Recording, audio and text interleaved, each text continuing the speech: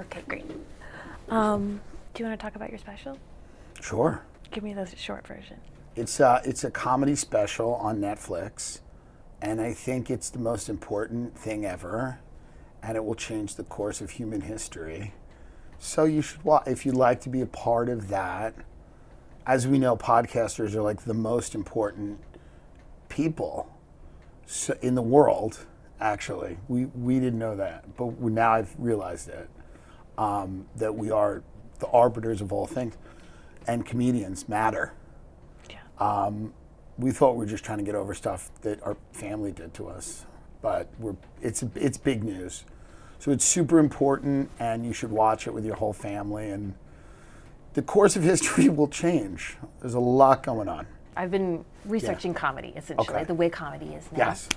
So I've been talking to lots of people. Yeah. And one of the comedians that I interviewed said that he thought more people were looking to people like you for their news and opinion because the news got a little dumber and comedians got a little smarter.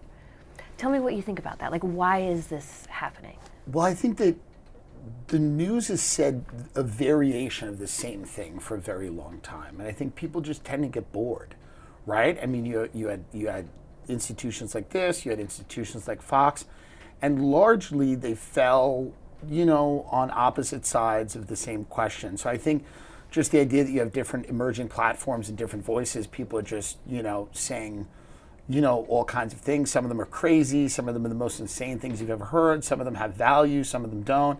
I think it's just a lot more interesting to people, especially people who grew up online or are younger people, seem to gravitate towards that kind of media more than the kind of fake, stilted corporate speak of kind of the traditional legacy media. But I don't know if it's that comedians have gotten smarter or media's gotten dumber. I think media's just kind of become predictable and boring, and the internet has kind of been an antidote to that.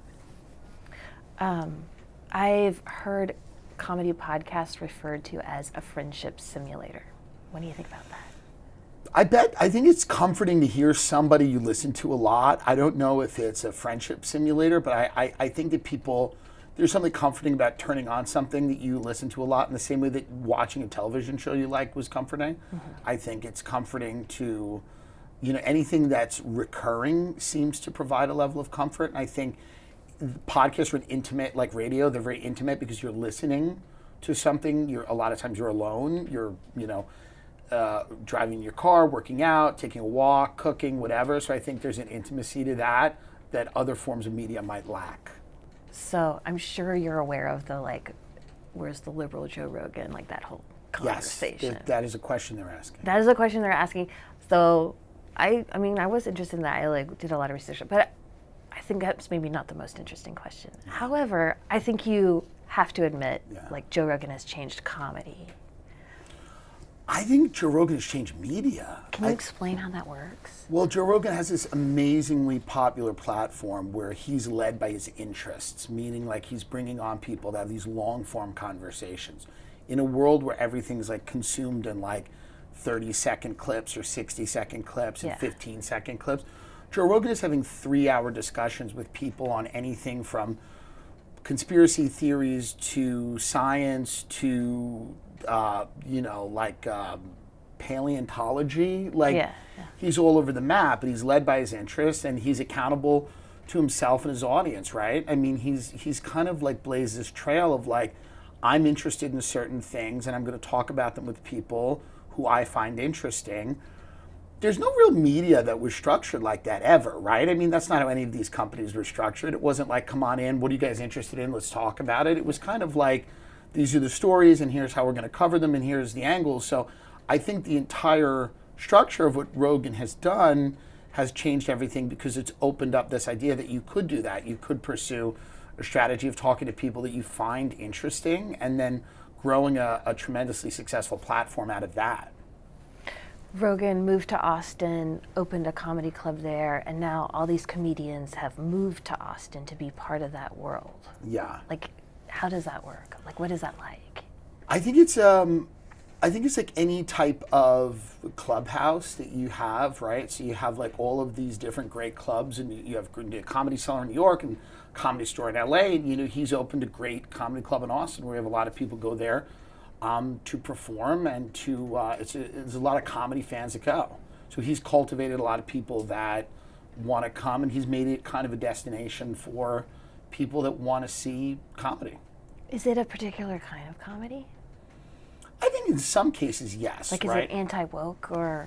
I think you're far less likely to find that type. Like, the word woke is kind of a boring word, but like, I think you're absolutely more likely to find the type of comedy that Joe likes at his comedy club, which is like kind of edgy, no holds barred, in the sense that, like, they're not policing anybody can say anything as long as there's a good faith effort to make it funny. Mm-hmm. So I think that there are people that believe, and they're well within their rights to believe this, that there are topics and words that are off limits.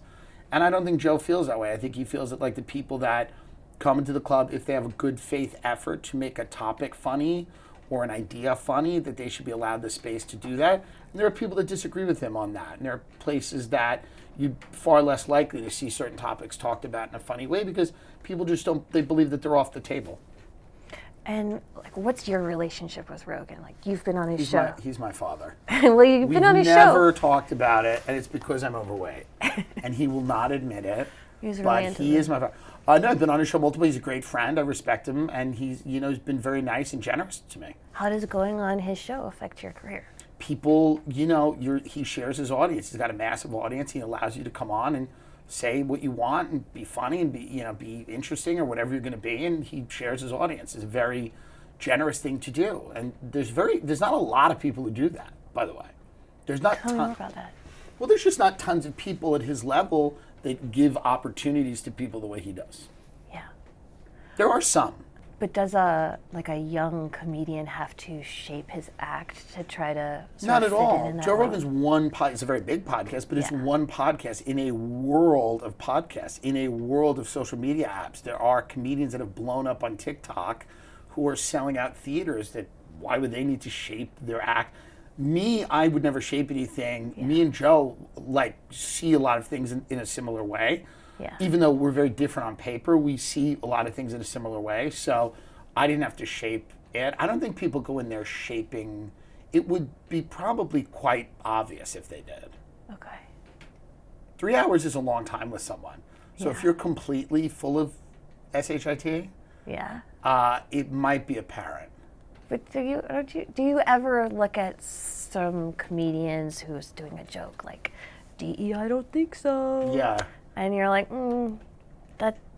I've never heard DE, I don't think so. I made that up. Okay, I've never heard that tried one. to do the shortest. By the way, there is definitely someone doing that. That's what I mean. There's definitely someone doing that. Yeah, that would be not a good joke. I know, That's but not a great joke. All right, let me give you an example. Okay. And I won't name the person. Okay. But there's a comedian who lives near me. Okay. And he has this joke about how he walks all around New York and he sees all these flags from all these different countries, but he never sees the American flag. Yeah. Well, we live near each other, and I know he's talking about this little Caribbean grocery store that's got a little plastic streamer of Caribbean flags, and I'm like, it feels a little phony to me. And I'm like, it feels like he's trying to appeal to a certain audience. I'm not accusing you of that, by the way. No. I mean, I've never been to that analysis. Caribbean grocery store. I don't live in your neighborhood. Do I think people exaggerate things for the benefit of comedy? Probably all the time. But are they pitching themselves to a Fox audience? Comedians. I couldn't know that, but does everyone's pitching themselves to somebody? So when I hear a comedian do something like that, or I hear a comedian talk about how terrible it was that they went home and their parents were the most racist people ever and they were so out of touch and whatever, and it's usually my parents are trying to be liberal but they're not, and here's why they're evil, and you're like, okay. It usually feels like it's something that's been wildly blown out of proportion because that's most of comedy, right? It's taking something and then extrapolating something from it. I mean, I don't know that particular joke, but it just feels like the basis of a lot of jokes is let's blow something up beyond the scope of its actual meaning to make it kind of goofy or make it symbolic of something else. So I think a lot of people do that in comedy. They just find something that's symbolic of something else they want to talk about. But when when you must like to shit talk. I mean, I shit talk within my industry. Of course. do you ever see other comedians and think they're not good? Yes, but like we all do. Like going for this like overt political all content. over. Yes, on the right and the left, absolutely. But there's comedians that are doing that from.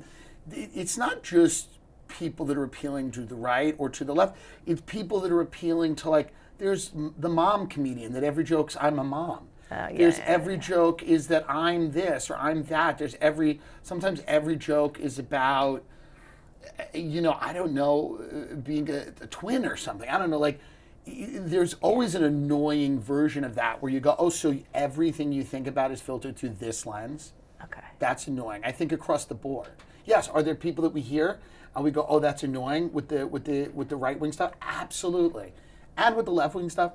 And with the, my kids, no one, whatever it is. It's like, or the Italian stuff. Do you know how much is going on right now, like this Italian nostalgia? It's disgusting. All my friends are Italian. We all grew up with chicken parmesan. We all know what it is. Enough already. It's crazy. I hate as you see this on the internet. People act like a meatball's like a new thing. No one talks like that. Forget about it. No one does this and hasn't for decades. So yes, it's all horrible and bad. The culture's a mess. Of course. And everybody's just trying to grab on to whatever money they can before we all, float off into oblivion and become robots. But yes, are some of them annoyingly right-wing? I suppose.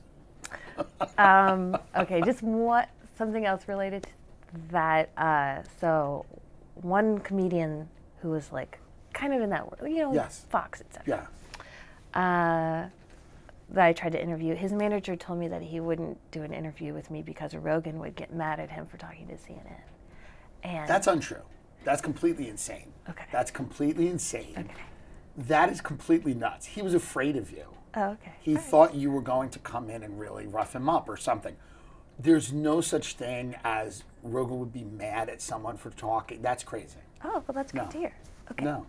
Good. I'll let him know. You think that's how it works? Rogan sends emails. I know you don't think that, but that's a crazy thing. Like Rogan's like, what are you doing? Oh, you're doing this? No, do Gutfeld instead. No one cares. No one cares what anyone does. And the idea, I think people think life's very interesting. We see this with the QAnon people. Right. Where they're like, there's tunnels, and you go, it's really just rich people. Okay. And you go, well, but they're doing all these terrible things. You go, absolutely, but they always have. And a lot of them always probably will if they can get away with it.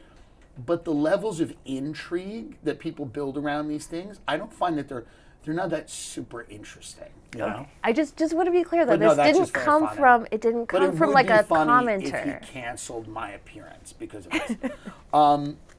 I can't imagine any manager saying that. I mean, that's. Oh no, the manager I spoke to directly. No, I believe that they did. It's just such a funny and ridiculous thing. Okay. To me. All right. Well, that's good to know. Do you think Rogan would talk to me?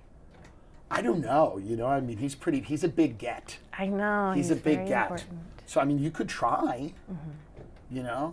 I don't know if I had his money if I'd be doing any interview. I don't know if I'd be here. I think I would be on a boat. I probably wouldn't be doing a podcast. I'd be somewhere else. I don't know if you'd be able to find me with his level of income. I think I'd be gone. Can you talk about, like, you had Steve Bannon on pretty recently. You had J.D. Vance on in the fall. Yes. We reached out to Bernie, said no, said he couldn't do it because of his schedule. We like and respect Bernie. We reached out to Tim Walz. No response. Okay, fair enough. Yeah. But what I'm interested in is, like, well, actually, I want to separate those two, but, like, Vance coming on your show. Yes. So he kind of talked about what he would do in office, or what he and Trump would do in office. This was before the election. Right. All right, Trump's been in office for some months now. Do you think about that interview in a different way at all? Like, I would have asked more about the tech people. I didn't know. I had no idea that Elon was going to have a major role. I don't think anyone did. Yeah. I would have asked more questions about that. I would have asked more questions about people being deported because they've criticized Israel on a college campus, which I think is silly. I would have, but I didn't have the foresight to know that was a plan. I know that I think a lot of people are not thrilled with those things. Yeah. Both on the right and the left. A lot of his interview with you was about portraying him and Trump as like the anti-war candidates who Yes. were opposed to these adventures overseas. Yes. And though he didn't directly say they would end the war in Gaza, he had referred to, wanton killing of Palestinians. Right. So what do you make of their policy since then? I think it's disappointing. I think it's disappointing that to deport someone who wrote an op-ed or participated in a protest, and I may not agree with these people, but if they're here on a legal resident visa and they didn't commit a crime and you can't show that they're supporting Hamas, I think deporting them on the grounds that they said something objectionable isn't good. And I think that writing a blank check for whatever Israel wants to do is not good, in the same way that I oppose the idea of just completely having an open-ended commitment to the Ukraine. It's not because I think Vladimir Putin's a great guy. It's because I think every war in the history of mankind has been ended with some compromise and usually some territory deal. This is like every one, right? That hasn't been total obliteration. So my whole thing is I lived through 9/11, I lived through the Iraq War, I lived through the war in Afghanistan, I had friends die. We had this idea that we were sold that we were going around democratizing these countries. It was complete insanity. We really learned the no-bid contracts and the giveaways, and now the counties around Washington, D.C. are the richest in America, and you have this permanent war machine, and they're, and what attracted me to a lot of what Vance said in that interview was that he was saying things like, we don't want to run the American economy on permanent war, and we don't think it's a good thing. But the wars continue. That's why I'm disappointed, and that's why I don't want to go to Iran. I think that would be a big mistake. But do you feel like Vance used you or spun you? I don't know if Vance has the power you think he does. He's the vice president. I don't know how powerful the vice president is. Historically, they're not super powerful. If you read the group chat, Vance has expressed some disagreements with Trump, I think. Yeah. That's pretty obvious.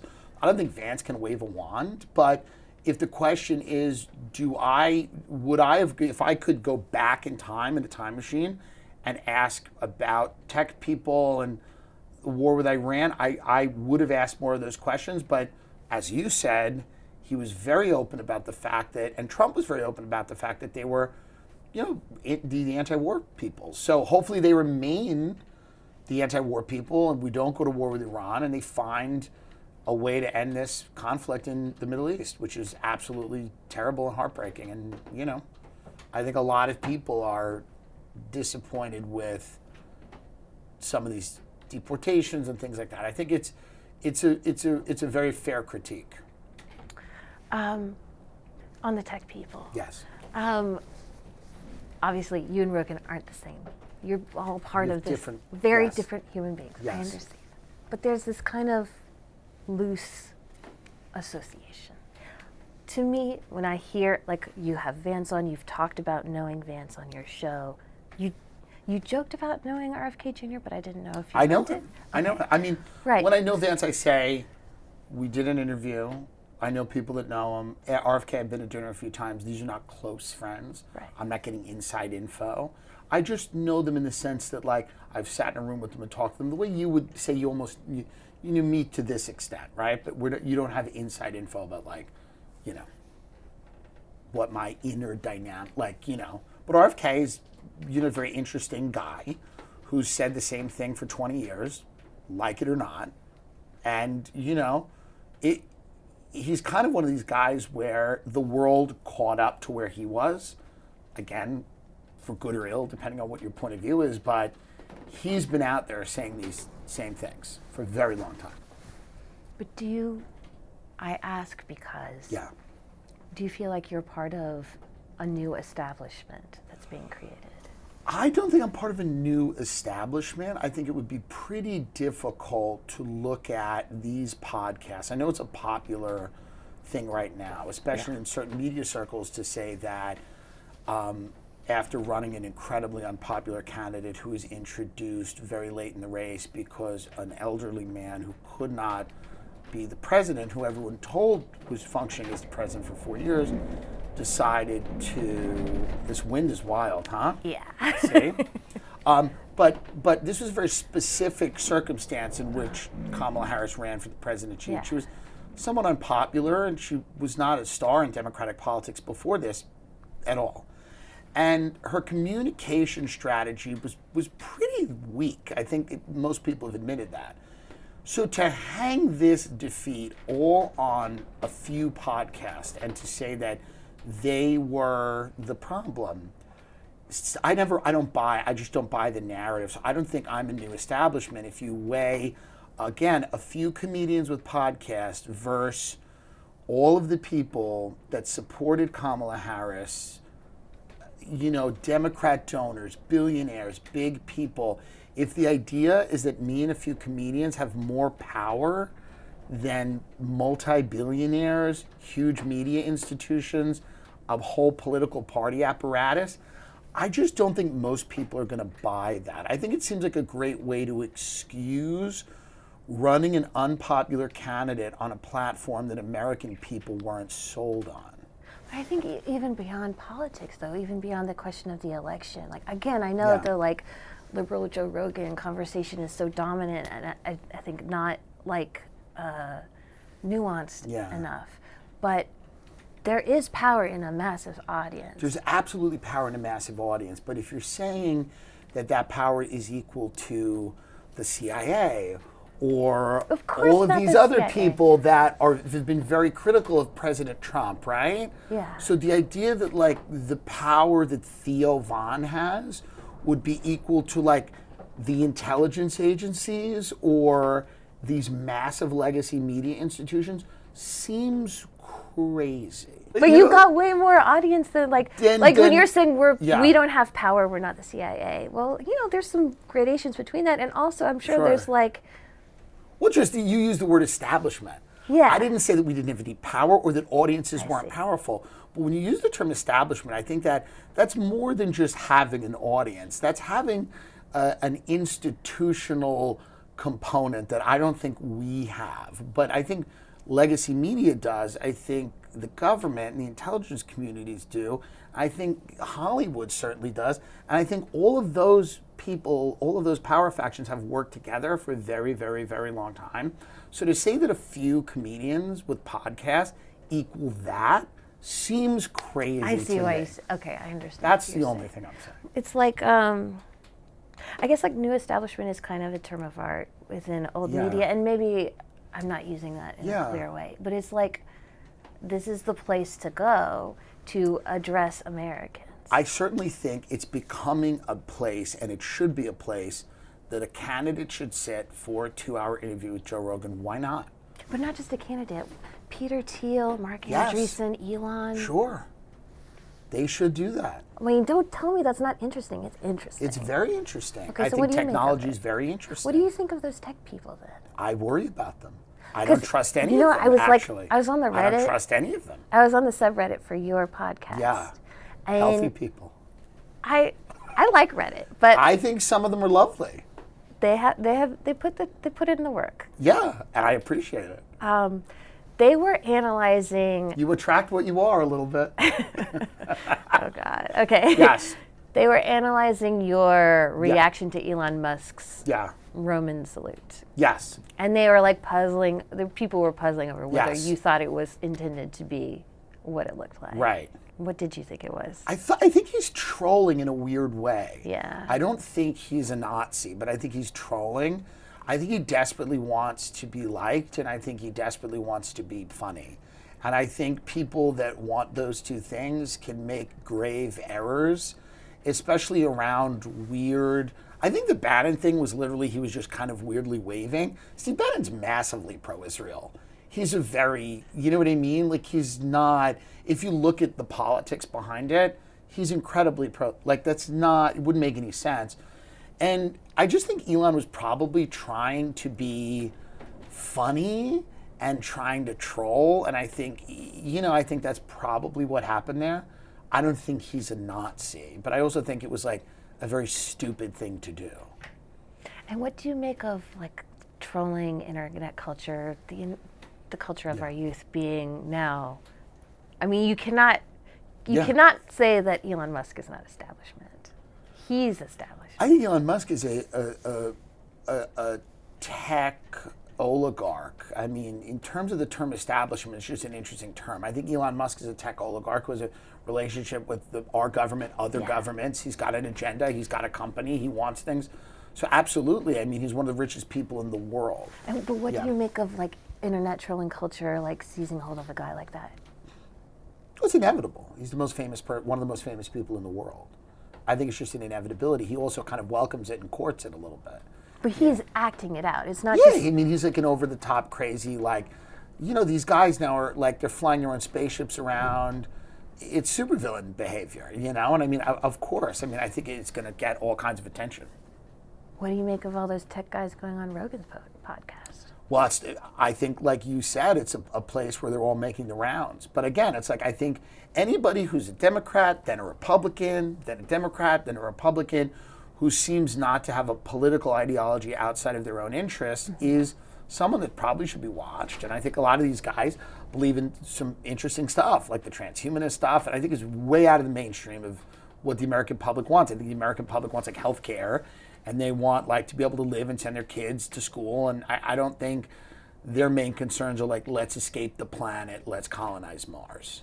Among the big podcasts. Yes, amongst the establishmentarian podcast elite. That's right. Amongst the let's the call them the podcast elite. The podcast Illuminati blue bloods. Yes. Among those people, it seems like there is a cracking in the Trump coalition in terms of policy around Israel. Yes. Around as you spoke to a little bit, the student deportations. Yeah. And just in general, the continuation of the war.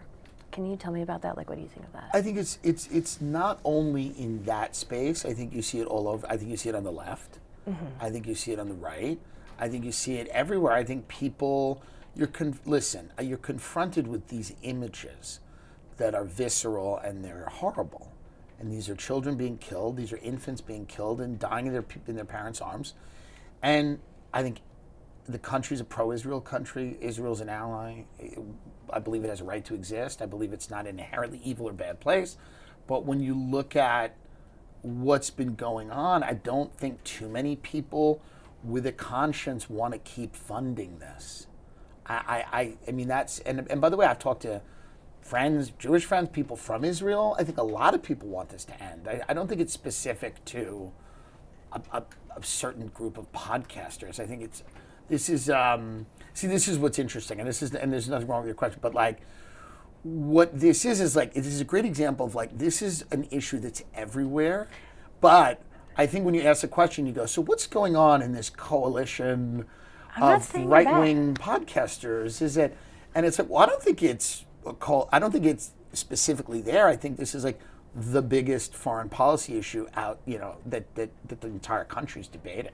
Well, I interview like regular people, non-media people, non-extremists also. Right. Like, you know, just like regular Trump supporters. I hope I'm in the extremist category. Don't put me in the non-extremist category. That's got to be the most boring people. But those people don't think that much about foreign policy or Israel or the student deportations. Like sometimes if I ask, I was just in South Dakota, asking someone about the student deportations, he didn't know what I was talking about. Right. So, I guess I'm curious whether you think or expect or hope that just as these politicians have seen something to gain in your audience, do you think they'll listen at all? Will politicians listen to their constituents? Yeah. What a great question with an unknowable answer. I mean, I think a lot of people elected Barack Obama not thinking that a lot of his cabinet was going to be directly drafted from Citigroup, right? I think a lot of people elected Donald Trump hoping that we were not going to continue foreign wars and spending American money for foreign wars. You know, I mean, this is the whole thing. Everybody campaigns on a laundry list of things they're going to do, and are they going to do them, and are they going to listen? I mean, it's a great question. Does anyone ever back channel with you? I think there's people that are frustrated. I think that I don't think it's a monolith. I think in a presidential administration, you have people that feel very differently. This is all being publicized right now over tariffs. Yeah. The people that felt differently about tariffs, about all kinds of things. Do I talk to certain people? Sure. And some of them have different opinions, but, I don't think it's like they're doubting the overall course of action. I think it's just like you have people that are more hawkish, and there are people that are like much less hawkish. There's people that think that you need to confront Iran, and there's people that believe that would be a terrible strategic mistake. I would be of the latter group. Yeah. But, those are two ideas that are existing in that space. You said that you often get same questions over and over in interviews like this. Yeah. What do you think is the right question to be asking? That's a great question. I don't know. I don't know the right question to ask. How long have you been a comedian? I've been a comedian since 2010. Yeah. It's about 15 years. Hasn't it changed a lot? Comedy's changed, yeah. Yeah. Sure. Tell me more about that. Well, everything's I didn't changed. realize every comedian has a podcast, no matter how. Well, here's the thing. It's like comedy used to be an offshoot of traditional Hollywood, where there were a ton of gatekeepers that had the power to give you the special, the part, the role, the show, the deal. Now you have to do a lot of it yourself. You have to put out stuff on the internet, and it can either connect with an audience, or it can or it won't.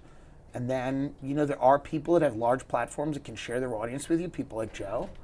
And, I think that's what you see right now happening in the creative space, is like it's a bottom up. It's not top down. It's people that are just, people that are coming up from social media, a lot of people on TikTok. If you look at Coachella and all these people, right? What's going on? Who are these people? But they're people that exist on TikTok, and they exist. And you get ready with them, and they tell you about skincare, and they love their food influencers, although they're all thin and hot, but they all eat food all day, apparently, and they know everything about food, but they're hot and also in great shape, but love food. Or they have a depression, and they talk about that, or whatever it is.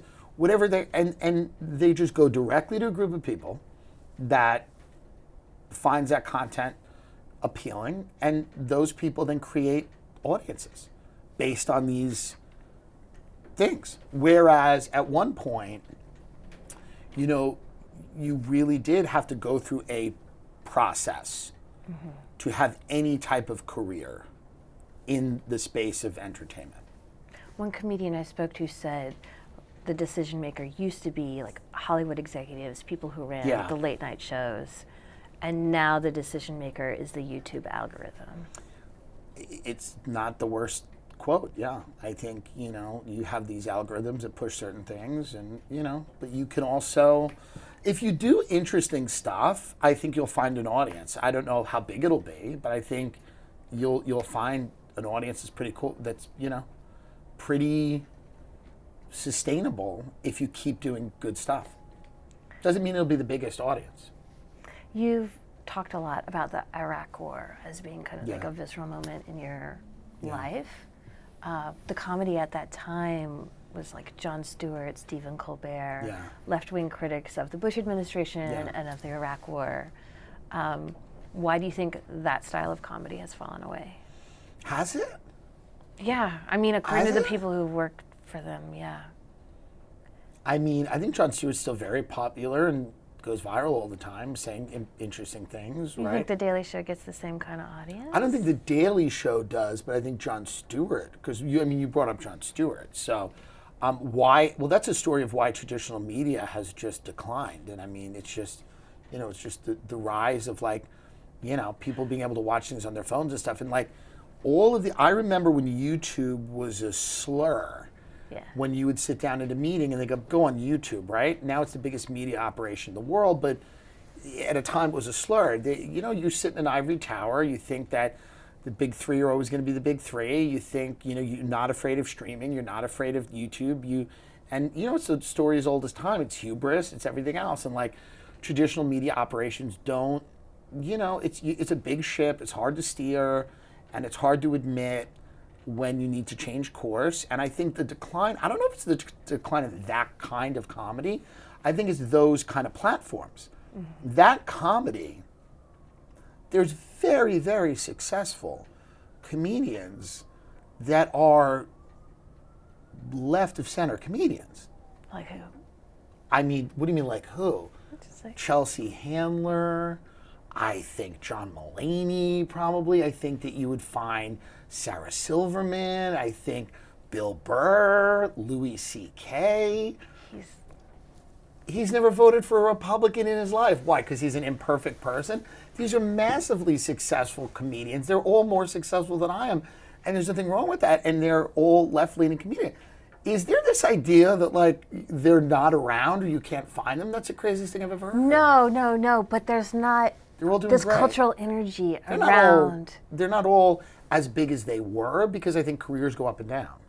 I mean, I interviewed like a late night comedy writer who was like, this Kimmel, Fallon. This thing is spent, but like, okay, but all those people who had the kind of like left-wing shows like Amy Schumer and Michelle Wolf, those, Samantha Bee, those have all been canceled. All those shows are canceled. Well, but there'll be new ones.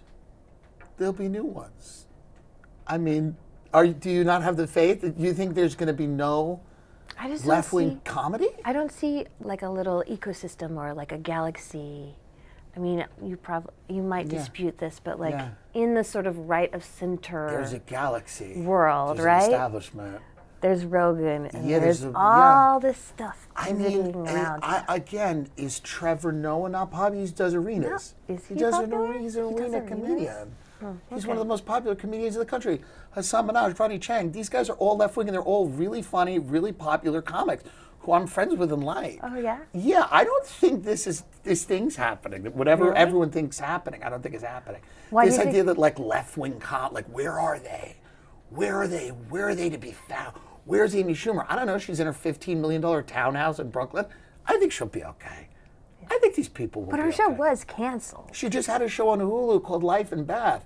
She just had a movie come out on Netflix. I mean, Amy's doing good. Okay. Yeah, they're fine. All these people are fine. I will text a few of them and go, people are worried about you. Okay. I think they're okay. I mean, if they want to talk to me, I would love to talk. Sure. I'll put you on a group text. Do you think that represents like where the cultural energy is? Where the culture seems to be so fractured, I don't know if there's a cultural energy that's moving in any direction. I mean, you could go on YouTube and go, the cultural energy is right. And you go to a college campus and you go, the cultural energy is left.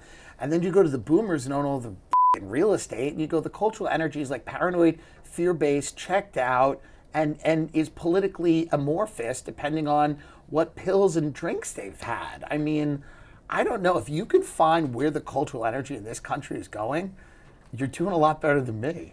Well, you are on the internet. I am on the internet. I think you're playing dumb. I don't think I'm playing dumb. I really don't know where the cultural energy. That means, like, the idea that we have one dominant cultural energy in this country seems crazy to me.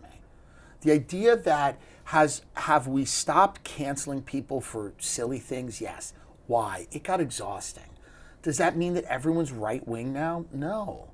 Like Fox, I guess it's Fox Nation, but like Fox is doing comedy specials now, and then those comedians do the rounds on like Gutfeld. Comedy specials are very cheap to make and very cheap to produce. Okay. I think CNN also did a few. Didn't they do Colin Quinn's, who's a brilliant comedian? Didn't they put his on? We have a comedy show. Yeah, like I don't think it's if your point is... And would you be like, yes, I want to work there. I want to be on CNN's comedy show? Hey, call me and pay me. But I will say that I understand what you mean. If you look at young people that went through COVID, has there been a rightward shift? Absolutely. 110%. When they grow up and they can't afford anything, will there be a leftward shift? Probably. Okay. I just think things are more malleable and they're changing a lot. I think a lot of those people are, a lot of them are pretty socially moderate and liberal. Mm-hmm. I think they just got really annoyed during this moral panic we had with cancellations, and then none of them could go to their prom, and there certainly was a rightward shift in that direction. But I don't think there's like this crazy shift all over the country. What about in comedy? I think the shift in comedy has been away from institutions on all sides. There's incredibly funny left-wing podcasts that you may or may not know, but they have huge audiences, but they're not attached to a Hollywood studio or a big production company or a network. Again, I can name you very successful left-wing or left of center comics who are playing in theaters and arenas and have movies out. And then I can name you some which apparently now there's 5 podcasters that dominate the whole world. This is a crazy thing. But this is every article that's been written since the election. I understand. Is that 5 guys now are the only people in comedy who make money or have audiences. It's the craziest narrative ever, and it came off the heels of running one of the most unpopular candidates with a platform that the American people largely rejected. They largely rejected this platform, and they rejected it in 2016, and then everybody got together and said, it's actually these 5 guys who had podcasts. They're the most powerful people in the world. They're the new establishment, and they're the reason for this electoral defeat, not our unpopular policies and our candidate who ran on a platform of joy. But I think you're arguing against a point I'm not trying to make. Yeah. But others have. Of course. And it's this, where's the Rogan, where's the this, where's the that? Yeah, of course. Yeah. But comedy's different now, and I think it's really interesting, and that doesn't mean it's bad. I'm not saying, are you bad? I just thought when you say comedy's different, I understand what you mean because there's some popular comics that have a right of center point of view. Yes. But I think that was always the case. But also people are moving to Austin. Every comedian has a podcast, and then they all go on each other's podcasts. Really? Why? They're getting priced out, and they can't get the stage time they want, and they're coming back from Austin. I mean, that's going to be another. Like, I wanted to go to Kill Tony, and I can't buy tickets because they sell it within seconds. Well, it's a very popular show. And another comic I talked to who used to live in Austin was saying, like, you go on Kill Tony, you do well, that can really make your career. It can help, for sure, but comedy careers are long things. Yeah. You have to work for a very long time. There are things, you have great moments, you have ups and downs, you have ebbs and flows. I don't know that anything makes a career. I think it's just a long, sustained attack. Where do you feel like you are in yours? I don't know. I think at a good place. I wouldn't mind coasting. It would be nice if it went up, but who can demand such things? Right. I'm trying, but I'm from Long Island. I fight the urge to kind of be lethargic and kind of hang out at seafood restaurants and stuff and sit on the back deck. Like, I don't get up every single day and go, how do we become the most famous person in the world? It's nice to have a shrimp cocktail. It's nice to not do things. So I don't know if I'll fight that as hard. We'll see. Did you feel like I felt like when I was listening to your interview with Steve Bannon, he was like, not exactly pitching you, but kind of trying to draft you into his project. Well, I don't know what is like giving me a job per se. No, like his view of what MAGA should be and what Trump should represent. Steve Bannon, again, like RFK, whether you like him or dislike him, has been saying a lot of the same things for a very long time. He's the only person I've ever heard in this country say, why aren't there more black and Spanish people in tech? If you can go find examples of people saying things like that on the world stage. I mean, Steve Bannon's one of those people who said that. He's the only guy who's critiquing Elon Musk from the right at his stature, and he's a very interesting guy to talk to, I don't know if he was recruiting me for his project, like he was like, and you're gonna, but I think he was basically saying, here's my worldview, and I had a lot of liberals call me after that and go, do I agree with Steve Bannon? Like, what the hell's going on? A lot of people were calling me because the things he was saying were kind of, you have all these critiques of Elon from the left. There's one guy making them from the right. I'm like, why not interview this guy?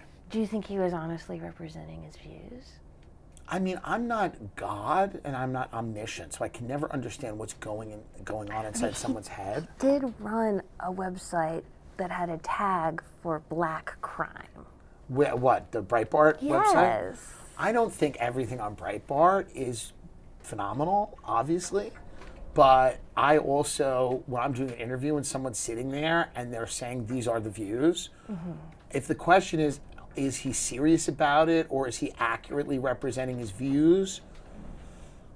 I don't know. There's a lot of people who've talked about black crime that aren't talking about it from a inherently racist point of view. Now, I don't know what that tag on that website was.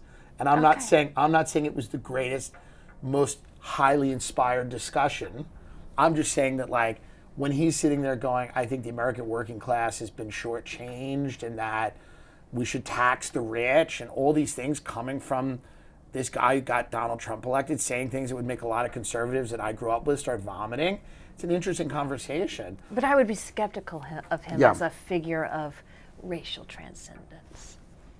I don't know if people look at him as a figure of racial transcendence. That is kind of how you were just pitching. But he also he made that quote, like, he does think that the American citizen has been, given the short end of the stick. I think that's why he has been very vocal against this idea that, like, Americans won't do jobs or can't do jobs or are ill-equipped or too lazy or something like that. I don't know if I think, there are people that have fixed opinions of him that will never change. Mm-hmm. And I don't make it a point to, like, I don't know everything he's done. I can't defend everything he's done. I'm sure he wouldn't defend everything I've done. I'm sure no one would defend everything anyone's done. But the idea is, like, is this a Trojan horse? Like, is Steve Bannon saying all this stuff because he really wants to get in there and, like, resegregate lunch counters? I don't see the evidence of that. Mm-hmm. He said his favorite city is New York. Like, there's things about, like, I just also don't know that, like, is he Trojan horsing all of this stuff so that he can go in there and, like, run a really race-based thing? Everything he said was kind of about class. It was, yeah. So, again, it's a hard question to ask, right? Like, what's in his... I know. Right, and it's a difficult thing to know. It's the kind of I've question I have to ask in my job quite a bit. I agree, and I understand that. I have seen no evidence that he is trying to bring back the type of Jim Crow era stuff or anything like that. I use the black crime example just to say, like, figures like Steve Bannon or J.D. Vance or whoever you might have on in the political world, they spin, they confuse, they try to conceal what they really think. Like, one of the hardest parts of my job is, like, sitting across from someone, having a great conversation with them, and then having to have a question in my mind, like, but are they lying to me? Right. And I'm wondering if you, now that so many politicians see comedians as a great place to talk, for good reasons, not necessarily for bad, do you find yourself in the position where now you have to be more skeptical of people you normally would just, like, have a conversation with? I think that absolutely, that everybody who comes on a show, whether they're a politician or a huge tech person, has an agenda. And I think that those people are going to have varying degrees of, what would be the word, integrity.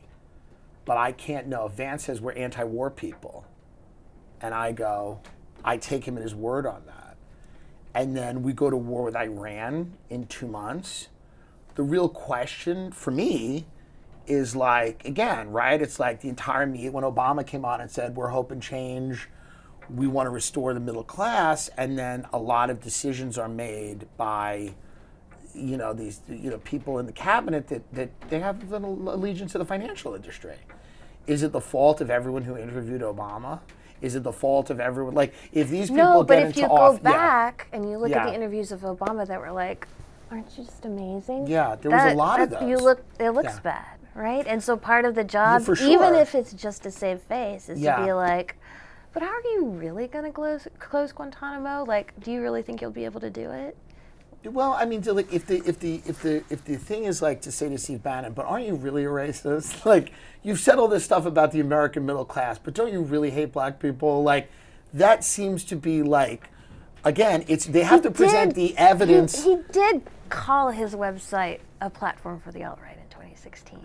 I think there's the terminology of those things, and those things also started as one thing and they became another thing, for sure. I think he is very much not the mainstream American right, as he's talked about, right? Yeah. And I think there's a lot of people in his movement that have broken with him because he isn't as extreme as they want him to be. And again, it's not to endorse everything he's ever said. I think this is the other thing, right? Where it's like if J.D. Vance comes on my show, the answer is like, well, wait a minute. Why didn't you suss out every single thing that J.D. Vance does or doesn't believe? J.D. Vance articulated a broad version of what he believed on the show in the same way that I've heard Kamala Harris and all these people articulate a broad version of what they believe. And then they go into office and then they do whatever they want to do or whatever the donors want. Or if they have integrity, they do some of what they say. And again, is the responsibility on a podcaster to judge the integrity of someone they've met in an hour? Or to, I don't know. I think you should have a healthy degree of skepticism. But again, I don't think that it falls on any one person to do that. I think that's a judgment that generally the country makes, you know? Yeah, I'm not saying like, oh, you should have asked this. It's so easy. Yeah. It's not easy. Well, I don't think it's easy, but I also do you think about it now?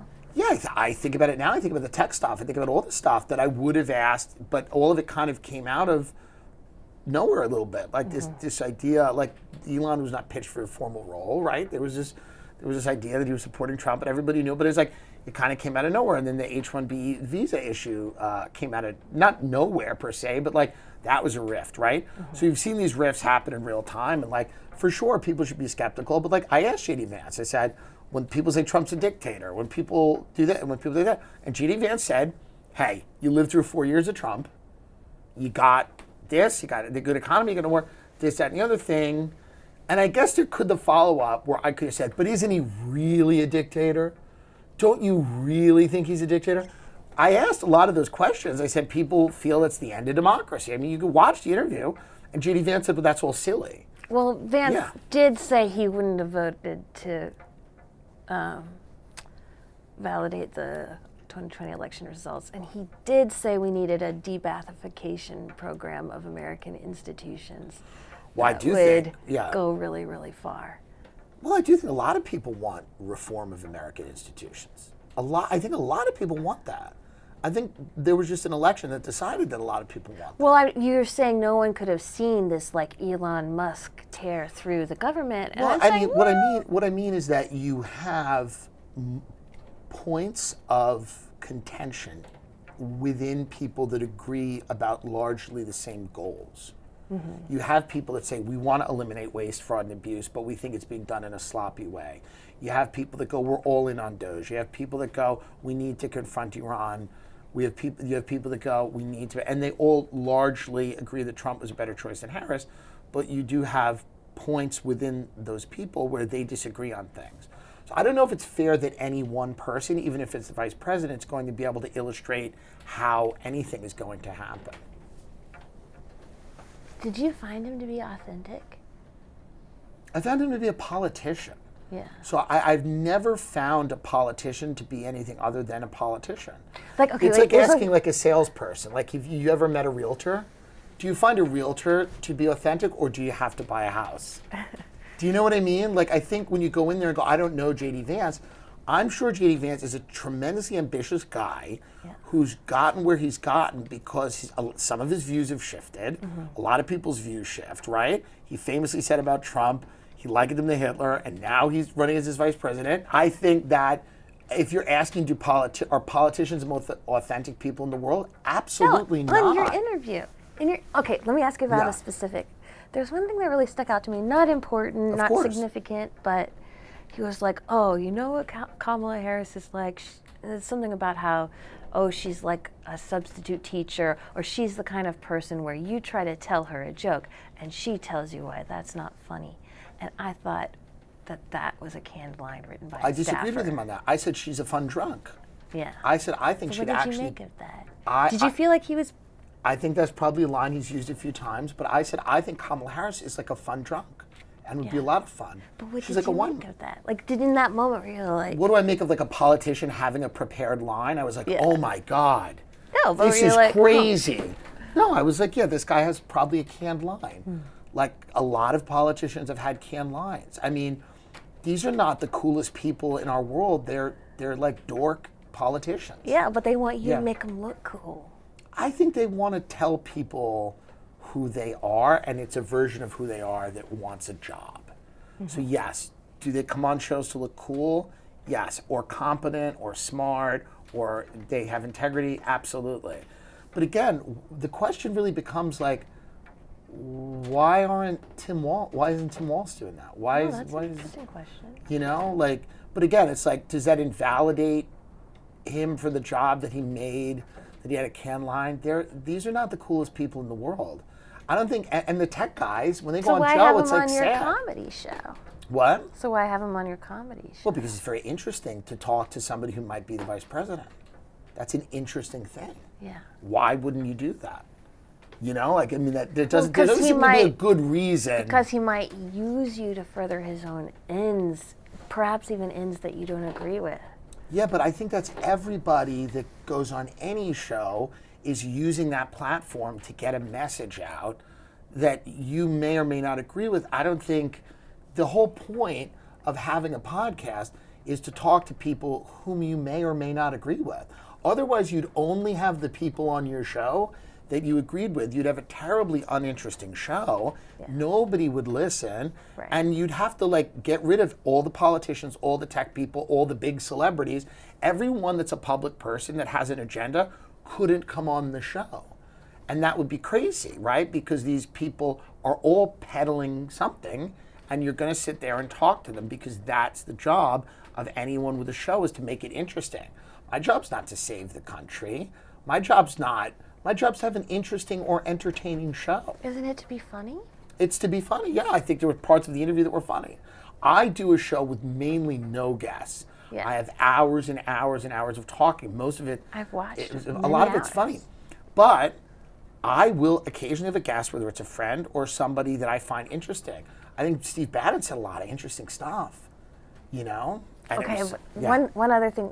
Yeah, of course. On his maybe Roman salute, he said to you like, "Oh, that was just a nanosecond, freeze frame." No, it wasn't. Well, I didn't. I saw the thing, and he basically said. Didn't you watch the video? I watched the video, but his claim is that he was waving to a crowd. So I got to look at this. I got to say, if Steve Bannon is a pro-Israel guy who's never really talked about Jewish influence or any of the things that we know, you know, people talk about, Bannon's not really doing that. Yeah. So I find it weird to believe that he's going to, apropos of nothing, become a Nazi overnight. So that's why I took him at his word when he said, I'm waving to someone. I mean, I think that's correct. I also think he's set himself up in opposition to Elon Musk, who did that. So, like, why would he? So, like, yeah, I truly am interested in the backstory there. But I would humbly submit that you did not get the backstory from him. I didn't get the backstory. The backstory of what, the Roman salute? He said he was waving. But you know it wasn't just a nanosecond. Well, he said he was captured waving. But it wasn't like But that. again, so what was I? So was I going to say, are you actually not like? No, I think you're like, come on, man, that wasn't a nanosecond. But it was. I think you could freeze frame. No, he stands there and he's got like a goofy look on his face. I think you could freeze frame a lot of people doing a gesture, and you could get very close to that gesture. But it wasn't a freeze frame. But you could. Of course you could do that. Right. People did. There's lots of memes of it. I mean, again, when you ask someone that question and they say to you, I was waving to a crowd and they caught it to make me seem like I'm a Nazi, the only other thing I could say is, come on, man, but you're a Nazi. Do you know what I mean? And he's never, in anything that I've been aware of, expressed any interest in that sphere of the internet, which you well know exists. Of course. But he, in your own research, do you find a lot of Steve Bannon stuff in that world? No, I mean, he did have Milo Yiannopoulos as a correspondent. Understandable. Eventually left. He wrote a whole guide to the alt-right thing, which included a bit on the 1488ers. We're getting a little too in the weeds on this. I'm just saying. Yeah. But I think he spun you a little bit. And by the way, maybe he did, but nothing in his past has indicated that he had any sympathy for the Third Reich. Right. So why are people doing this? Like, you don't think Elon is a Nazi? It's just a weird thing for me to think. But you don't think do you think Elon's a Nazi? No, but I don't think it was an accident. I think he was trolling. I think Elon was trolling and trying to be funny, and he was being stupid. But you don't think Bannon was trolling? Bannon's not a troll. Like, did you watch the interview? Yes. It's a different energy than Elon. It's not a troll energy. Yeah. It's fully like this quasi-autistic, like, this is the way it is energy. Yeah. I mean, that's the way I read it. I could be wrong. Are you on the spectrum? No, I'm not. I mean, maybe. Who knows? Right. I don't think so. Among us, I mean, it depends. Is there money in it?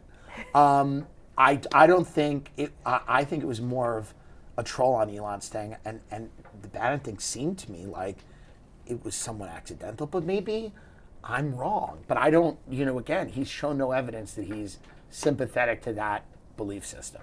I'm like kind of having an epiphany, like in this interview. Is like I wonder. It is possible that maybe the journalistic fixation on the whole podcast thing is partly like you guys are kind of taking our jobs but not doing the shitty part, which is like the uncomfortable thing in the room that sucks, which is like, are you bad?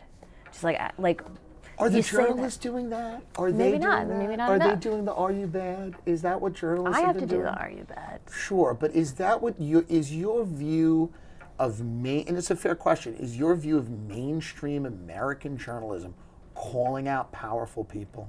Is that what we've been seeing? Do you read ProPublica? Okay, but do you know what I mean? Like when we I know, look, well, it's not a monolith.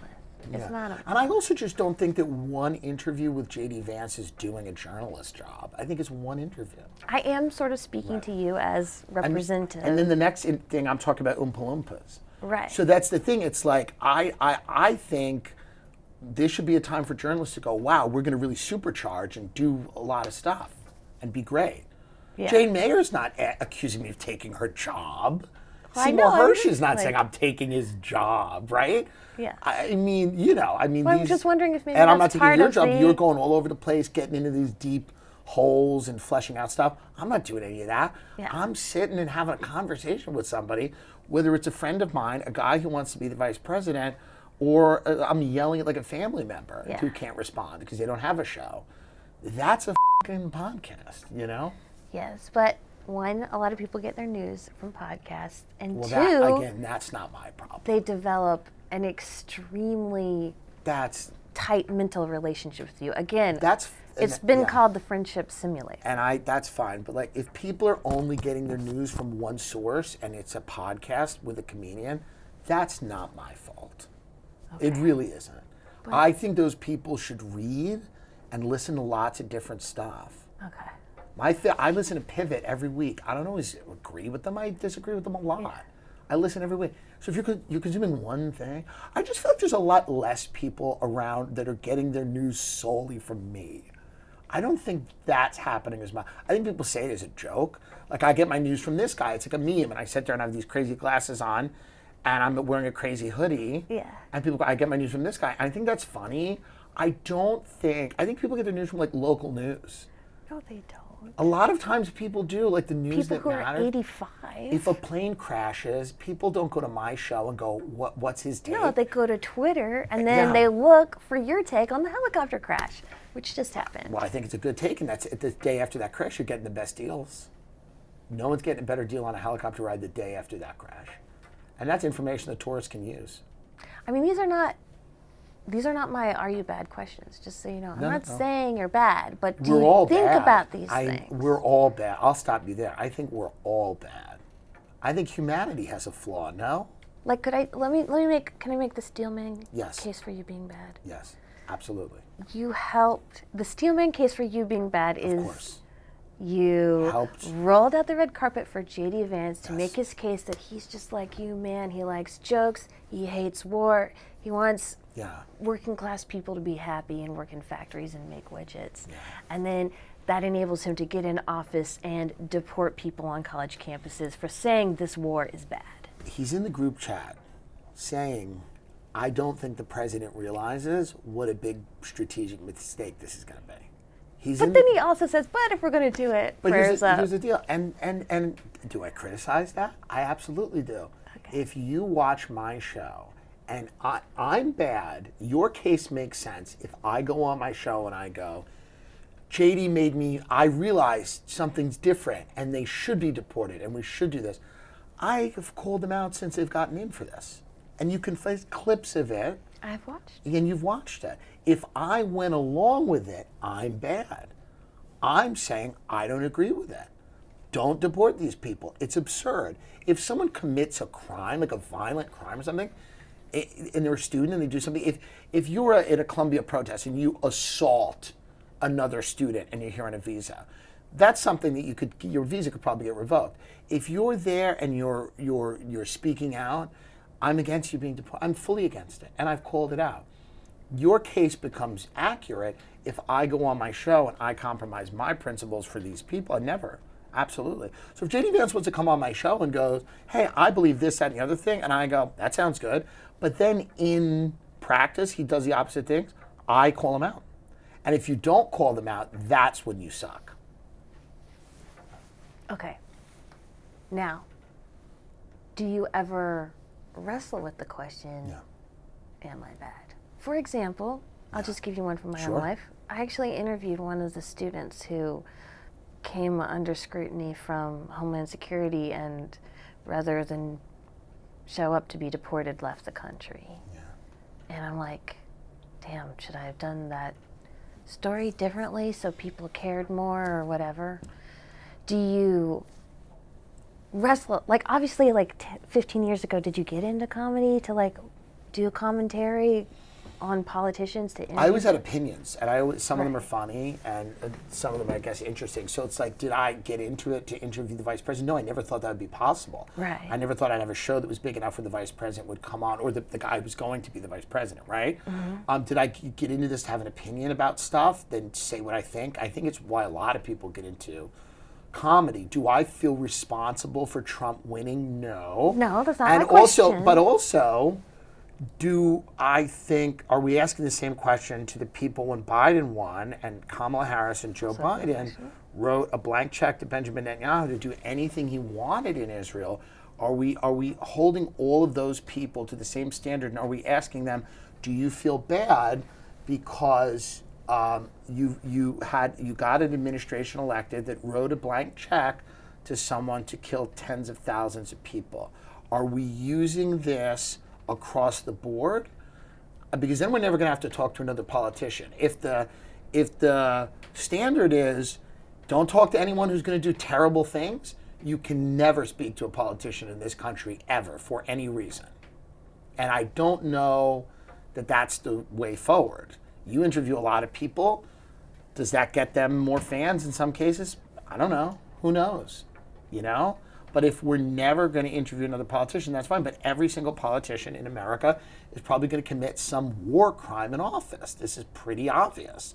So you can never speak to them, and that might be the standard. There is an argument that no politician should ever go on any type of show that isn't like a public lashing where you have 3 people come on and they just attack or whatever, and then that politician could only participate in these 3 debates, and they're all publicly funded or whatever. But if you're having all of this different media landscape where people are popping in and out of these things, you're going to end up talking to people who do things you disagree with and you find abhorrent.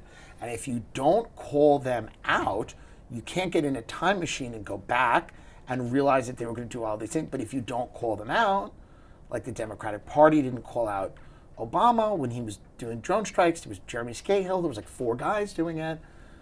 That's when you don't have integrity. But I want to always be like consistent with, if I feel it's wrong, I want to say it's wrong. But yeah, dude, I think everybody wrestles with the idea that is what I'm doing good? Is my show good? Is it interesting? Is it funny? Is it worthwhile? Is it worth people's time? But you know, if I'm going to speak to any politician, I'm going to probably accept the fact that they're going to end up doing something down the road that, you know, they're going to drone strike someone. There's going to be a kid in Yemen who dies, and it's a guy that I've spoken to, or a girl, or a lady. You mentioned that kids became more right-wing after COVID. Are comedians moving to meet audience demand, or are they shaping the audience? No, comedians criticize what's absurd. I think a lot of people found COVID restrictions absurd. I think standing 6 feet behind someone in a circle at McDonald's just seemed crazy. And if you weren't making fun of it, I don't really know what you were doing. Someone described you to me as a gay Rush Limbaugh. What do you think of that? Well, I think that's an insult, but I think he was very good at what he did. And I think you're also talking to a lot of comedians with no money who dislike me. No, this was not a hater. This was not a hater. This was a lot of the people that live in your neighborhood can't pay their bills, and unfortunately, they all went into comedy, and a lot of them didn't succeed. So I think they're saying it as an insult, but I actually thought he was very good at his job. Well, think of Rush Limbaugh in the way of, one, able to carry an audience along many, many hours solo. Sure. And then, but two, you really did drive opinion. I think he did, for sure. Yeah. Well, but I think it wasn't said, that wasn't said in like in a complimentary way from your friends. This was not a hater. This was not a hater? This was not a hater. Okay. But yeah. do you see or hope for some parallels with Limbaugh in that way? In the one, No, I like to you have a can big- do yeah. the solo hours. Do you Do you hope to drive opinion? I hope to make a good show that's interesting. I mean, that's all I'm trying to do. If my show's interesting and entertaining, then it's worth someone listening to for an hour. I mean, this idea of like driving opinion, I call out things I think are crazy. If people agree with me, great, but there's a lot of people that don't agree with me that go, but it's an interesting or funny show. So as long as you're listening, I don't care if you agree with me or not. I think Limbaugh cared, or at least it was a little different. If you disagree with me, I don't care as long as you find the show interesting or funny enough to listen. Okay. I think that's the main difference. That's fair. Anything else? No. Great. Thank you. I know you have to go. No, I appreciate it. Thank you so much. Release a lot of it. It's good. Yeah, that was fun.